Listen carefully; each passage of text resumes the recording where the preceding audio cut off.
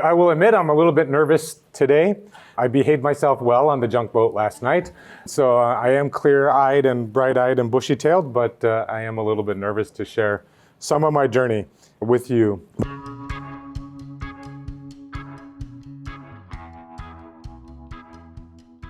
Welcome back to the Education Vanguard podcast. I'm Justin Hardman. In today's episode, we're sharing a powerful and refreshingly honest keynote from Dr. Howard Stribbell on authentic leadership. Howard is Chief Learning Officer of 21CL, as well as wearing a number of other hats, as you'll come to see as we go forward. Howard has led 8 international schools across Asia, founded multiple education companies, completed a PhD, and built a remarkable career from his small-town roots in Alberta, Canada. But in this talk, he peels back the highlight reel to share the harder truths underneath. Expect humor, vulnerability, a few stories involving bungee jumps and MMA fights, and a deeply personal message about masks, ego, mental health, and what happens when we measure success by achievement instead of who we actually are. Whether you're a teacher, a school leader, or simply someone navigating the pressure of performing, this one's worth your time. Let's get into it. It is an absolute honor to be able to be here and to talk to you today. Now, if I'm giving the keynote at 21C, you know one of two things have happened. Either someone missed their plane, or I have incriminating photos of Justin. We'll let you decide which one that is. I want to get to know you a little bit as well, okay? So how many of you are administrators or senior leaders? Okay, most of them are still in bed, okay? How many of you are teachers? Good. And how many of you are lost? Okay, a couple. Good. How many of you, this is your first ever 21C conference? Wow. Congratulations. Wow, thank you for coming and supporting us. We really appreciate that. How many of you are IB, AP, A-levels, hungover? Oh, okay, yeah, a few. No, really, there are. Saturday morning is a tough time slot. Thanks, Justin, for giving it to me. There's really 3 types of people that come to a conference like this, and they show their true colors on Saturday morning. There's Group A. These are the mature, responsible, non-drinkers. They arrived here early, actually, this morning. There's Group B. They're the ones that went drinking either in the junk boat or in Wan Chai or Lai Kwai Fong. They had a good time. The rookie on the team probably got a tattoo, and they're hungover, but they're still here this morning. And then there's Group C.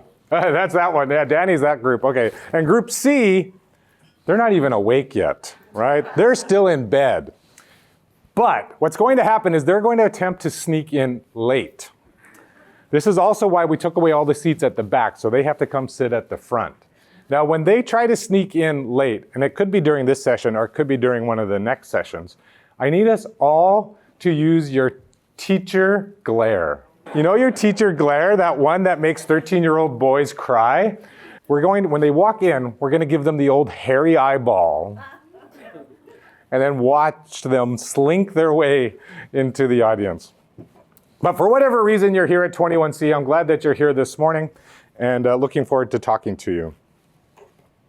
20 years ago, it is so hard to believe that this is that long now, I came to Macau. Macau is the island across the way from Hong Kong here. We like to consider ourselves basically just not Hong Kong. That's how you define Macau. It fits well because I'm from Canada, which is basically not the US.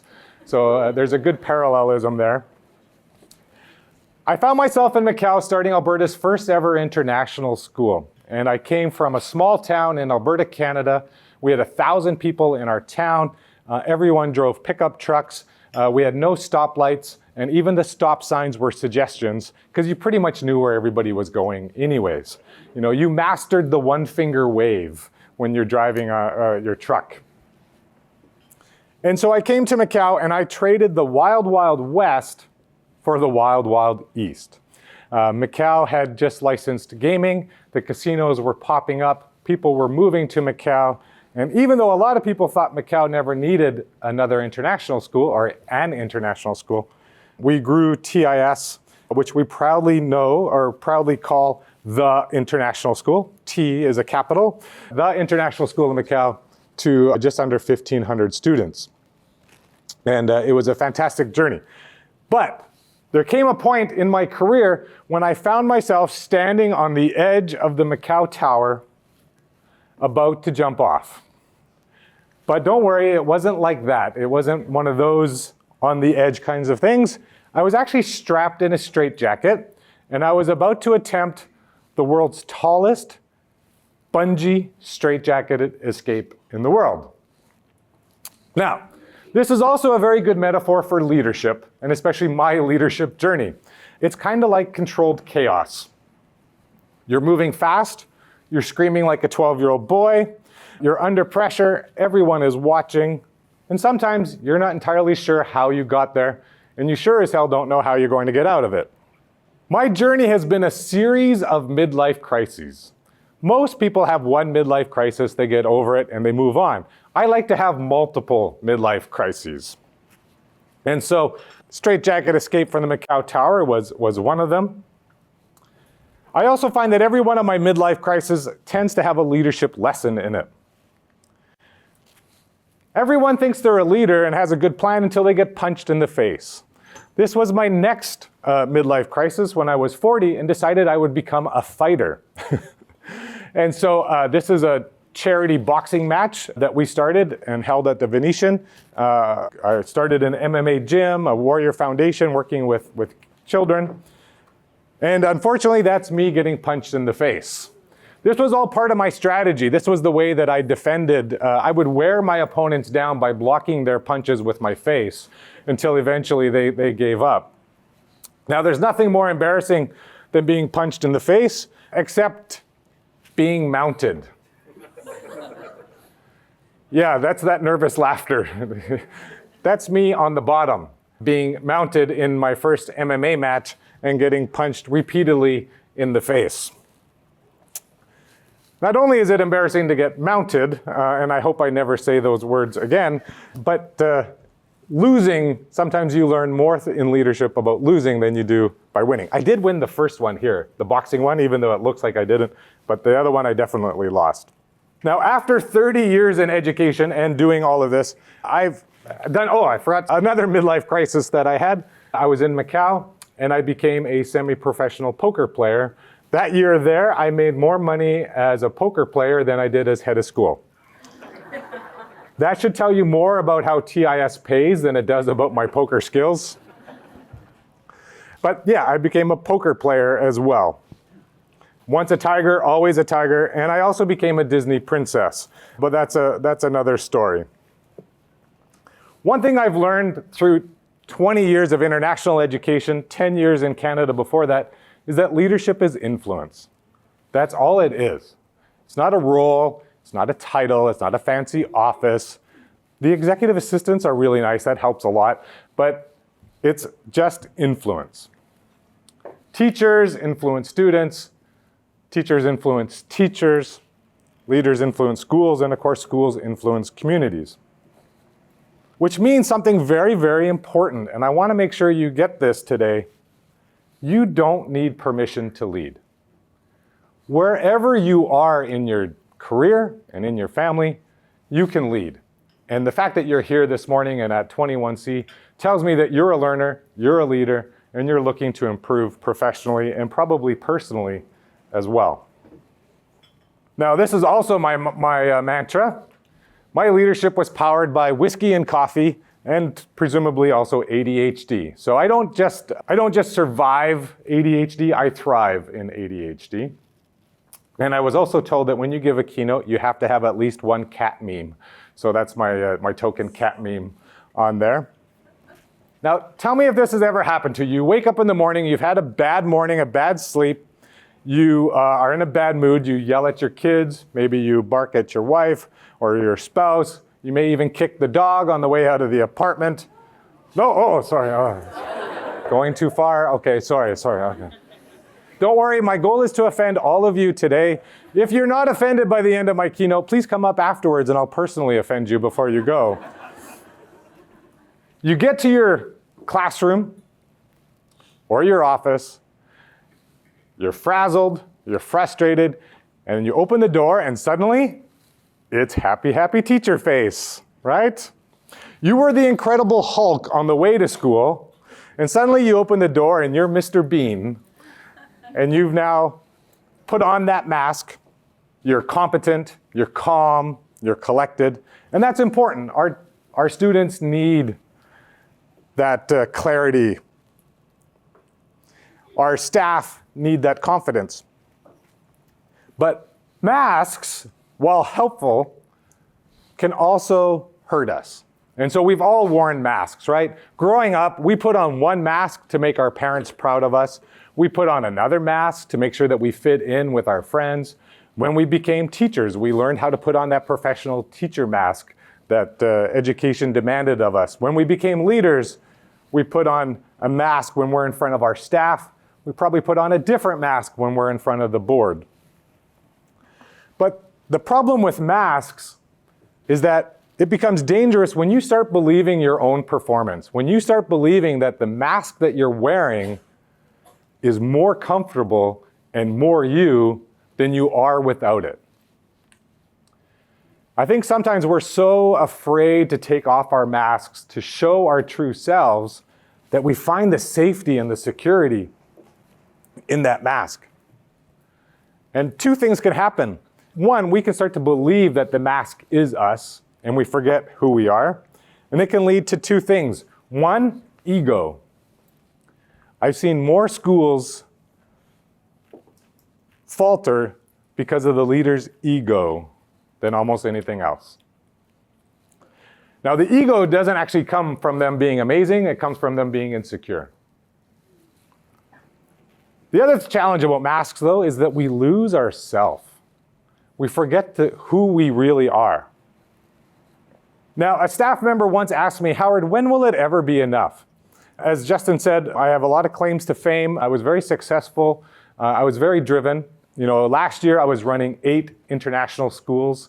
I started as an international teacher, or as a teacher, and then an international school head. Grew TIS to a large school, and then started to do other schools: Cambodia, Guangzhou, Sanya, and then partnered with someone and did more acquisitions and founded more schools. Until last year, I had 8 international schools that I was leading and three educational companies. Somehow during the pandemic, my partner said, hey, let's do a PhD because we have time now. And so I did my PhD, finished it in 2022. But my colleague challenged me on this and said, Howard, when will it ever be enough? The truth is, it was never enough. Because deep down inside, I believed I wasn't good enough. Today we call that the imposter syndrome. But it was true. I never felt like it was good enough. Not the schools, not the companies, not the PhD. And I kept pushing because I had to prove that I was good enough. Somehow, I was going to make my dad proud. And that 12-year-old teenager who watched his dad leave the family house was so desperate to get his approval that I was 50 years old and still trying to find it. And still trying to achieve my way out of this darkness that I had inside me. Now, these are things maybe you've said about yourself. I'm not ready yet. Someone better will do it. That's not my job. I don't belong here. But these are also the things that our students say to us. These are the things that our staff feel as well. These are not feelings that are unique just to you, though it feels like it. The biggest obstacle in leadership is not the system. It's not that jerk head of school that you have or that department head who's micromanaging everything you do. The biggest obstacle in leadership is the story that we believe about ourselves, that we're not good enough. And when the pressure hits, those stories come out. The story that we tell ourselves becomes or directs the leader that you will become. And we can pretend, we can wear the masks as long as we want and continue to achieve, but eventually we're going to have to pay the price. Eventually we're going to have to take off the mask. Now, there are times when the mask slips and we see our true self come out. I remember one parent-student meeting that I had in Macau. A student had done something, mom came in, and I always prided myself on handling students. I love our students. I became a principal not to get kids in trouble, but to get them out of trouble. And I always felt like I had a great relationship with them. But I remember in this meeting, the parents started to push back. And I came into that meeting wanting to show empathy. But when that parent pushed back, I pushed back. I started to get defensive. I started to defend the teacher, which we should do. I started to defend our system. I started to challenge her that we're not McDonald's and she can't pick and choose the menu. But the meeting obviously went badly. And instead of showing empathy, I showed ego. Instead of de-escalating, I escalated. Instead of caring for the student, I started focusing on being right. Because me being right was going to be more important than helping that student. Now, I'm glad to say not all my parent meetings went like that, but it did teach me something. Stress doesn't build character, it reveals it. It's in those times of pressure and stress when that mask slips aside and that true self comes out. And a lot of times we're a little bit embarrassed by it, ashamed by it. And we quickly fix the mask, we put it back on so that hopefully no one sees. Curious, how many of you have entered into formal leadership like within the last year or 2 years? 3 years, 4 years? A few? Okay. Good. Well, welcome to leadership. What a ride. Leadership is challenging. And if you're a new leader, you know things change, especially if you're in the same school. If you were a teacher and now all of a sudden you're a vice principal or something like that, things change. There comes a time when people start being careful around you. They start sanitizing their conversations. You know, they've already stopped inviting you to go have drinks, to go have social activities. But when you walk into the staff room, suddenly it goes quiet. Yeah, some of you recognize that feeling.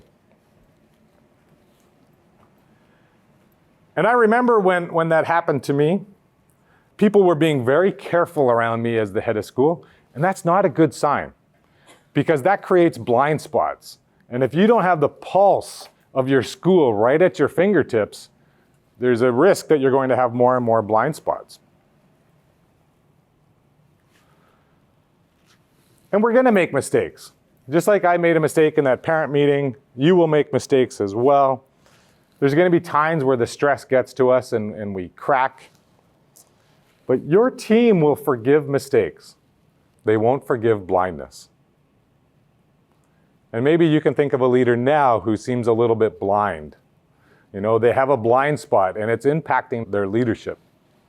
This was happening to me. I had a colleague who told me that she was defending me to her department and saying, oh, well, actually, you need to know Howard better. Yes, sometimes he blows up, he has a temper, but actually he really cares and he does this and this and this. And she's defending me to them. And I was like, wow, that's a problem. Thank you for defending me, but that shouldn't be how I want people to perceive me.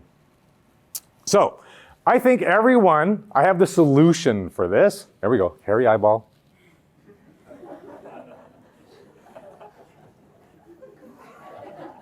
Hi, Kyle.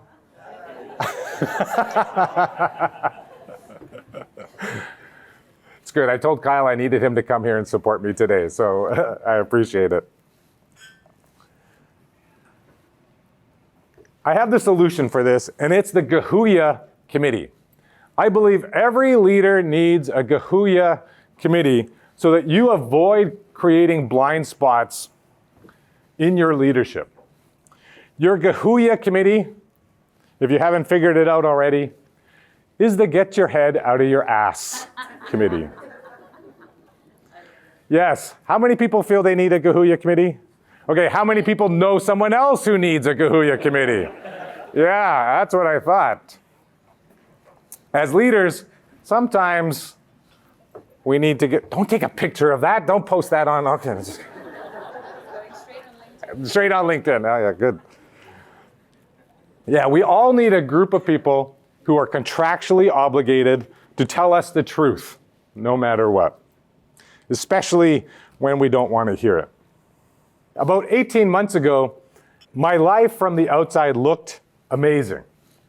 I was leading 8 international schools, 3 companies. We were creating deals with British brands to bring them into Asia. I had just finished my PhD. And by all measures, it looked incredibly successful. I was fortunate enough to be flying around business class all over the place. I think that year I spent 120 to 130 nights in hotels, which some people think is glamorous. But for those of you who spend a lot of time in hotels, you know that it's not. But it looked very successful. But privately, I was lost. My quest for success and achievement was coming at a cost. And it was going to become time to pay. My done. It was time to pay the bill. My relationship with a wonderful woman was collapsing. Again, the same behaviors that had cost me my first marriage and my first family was threatening to cost me again. And I can tell you something, if you don't fix the problem, you will continue to pay the price. And so my family was at risk, my reputation felt fragile, my business partnerships were uncertain. And there was a really real possibility that I was going to lose everything. The schools, the companies, even the country I was living in. And that's when I realized something. I had spent my whole life learning how to be successful, but I never learned how to become healthy. Because successful does not mean healthy. And you can rebuild a career, you can rebuild a business, but the hardest thing is to rebuild yourself. Now, let's talk a little bit about leadership. All of these attributes of leadership, energy, clarity, resilience, insight, emotional regulation, I don't know what that is, but my therapist told me to put it on there. All of these things are important, the framework, the knowledge. But leadership is biological. Everything that happens inside this meat machine is biological. It's all chemical, it's all biology. We like to think that it's philosophical, that there's wisdom and knowledge and frameworks, but it's all biological. And when your body is exhausted, your thinking suffers. When your stress is out of control, your leadership suffers. And there's a lot of things I found out that caffeine and whiskey will not fix. And when your health breaks down, everything else breaks down. Eventually, biology wins. Nothing else matters. And yet, many of us make the same mistake. We sacrifice our health for achievement. And I'm here to tell you that eventually, you will sacrifice your achievement to rebuild your health. In my 30 years in education, this was how I measured my life's success. It was all about achievement. Work was number one. Reputation, how people thought about me. Validation. I craved validation like a drug. Relationships, physical health, and mental health were on the bottom, and I was willing to sacrifice the bottom to get the top. I sacrificed my mental health so I could achieve more. I'll just take some pills. I sacrificed my physical health so that I could keep pushing. And sadly, I sacrificed far too many relationships on the altar of achievement. The last 18 months, I've been slowly learning how to flip that around. what happens if I judge my life success on mental health first, then physical health, then relationships,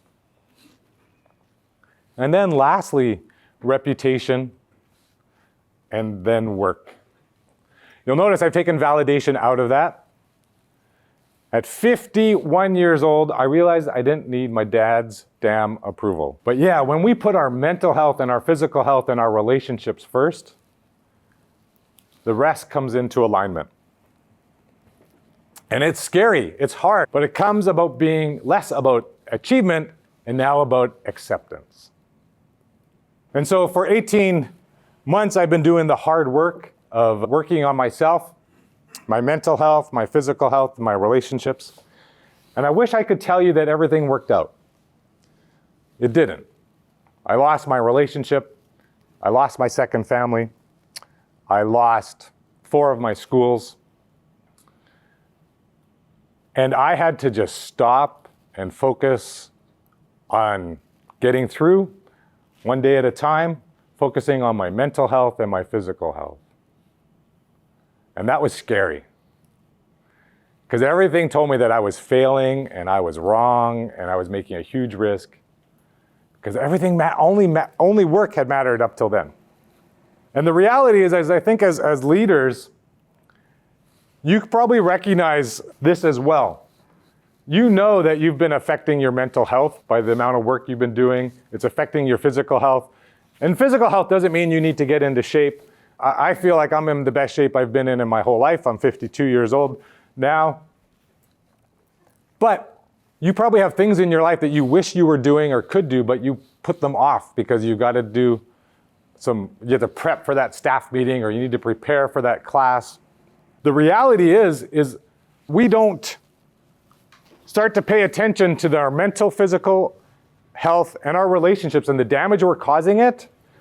When do we finally pay attention? When it affects our work.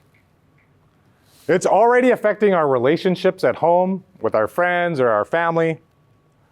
But when it starts to hit our work, then it's like, oh, now I got to get serious. But by then, it's too late. So I'm not sure where you are in your challenges, but if you know your physical and mental health is suffering, I really challenge you to take control, get some help, focus on it before it affects your work. Because it's so much harder once it affects your work. And when we flip this around and we start to measure our life and we are willing to take off the masks, then we can start to become our authentic self. The messy, broken, growing self, and that leads to authentic leadership. And that's my passion now, is to help people find their authentic leadership, where you can do the work that matters as the person that you are, not the person that you think you should be or the person you think other people should be. Now, you're going to have help along the way, I'm sure. This is one of my best friends, John Crawford.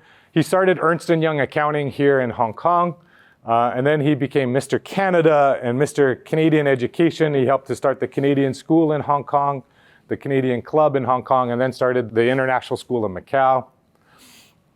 And John was like a father and a mentor to me. And when I think about John, there's only a few things I remember him saying. One of them was, Howard, when we build a school, we've got to make sure it's sexy. 80-year-olds should not use the word sexy, especially when they're talking about schools. But he would always say that. He would say, Howard, you can attract more flies with honey than with vinegar. I was pretty good at spitting vinegar at times. And my personal favorite, you can slide pretty far on bullshit. So he didn't have a lot of real wisdom to pass on to me. But he saw something in me. He saw the potential. And that's what our students need from us as well. They need you to see the potential that's in them. Teachers, coaches, mentors, people who see the value in others right now and who they might become. If you have a mentor like that, reach out to them, say thank you, They may not even know that you see them as a mentor. It doesn't need to be an official relationship, but I'm sure right now you can name one or two people who's always been in your corner. That photo was my last photo with John. He passed away later that day. And he is a constant reminder to me of how to lead and coach people and to believe in them when they don't believe in themselves. You know, we owe that to our students, to be able to see behind their masks, to see their truth. And the reality is if you had a bad morning and you kicked the dog on the way out of the apartment, bear with me,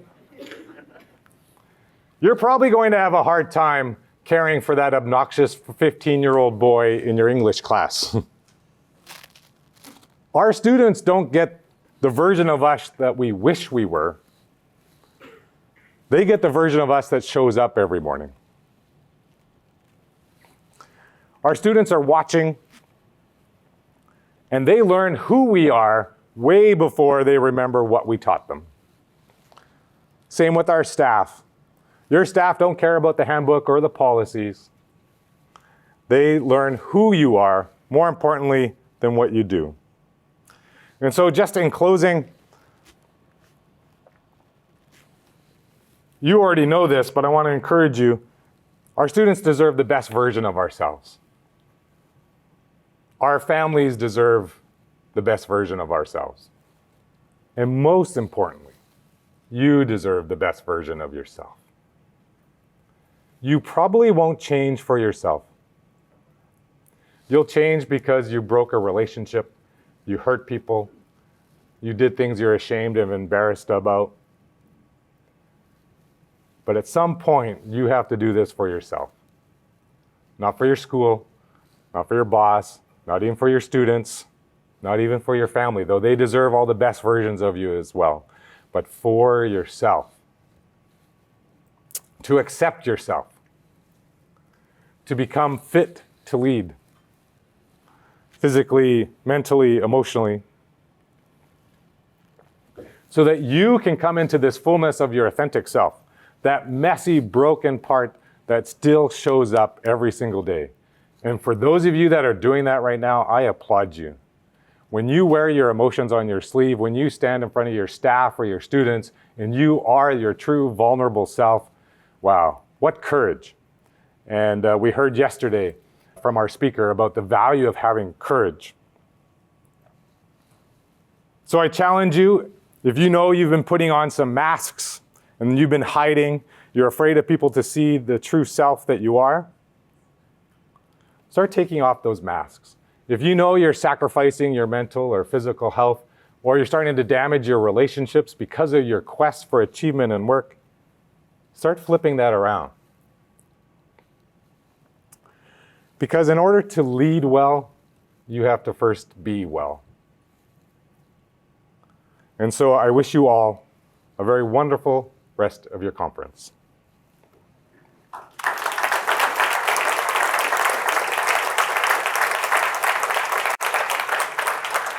And if you'd like to stay in touch, I'm at Howard Stribbell on all the socials, and I do a lot of work on LinkedIn.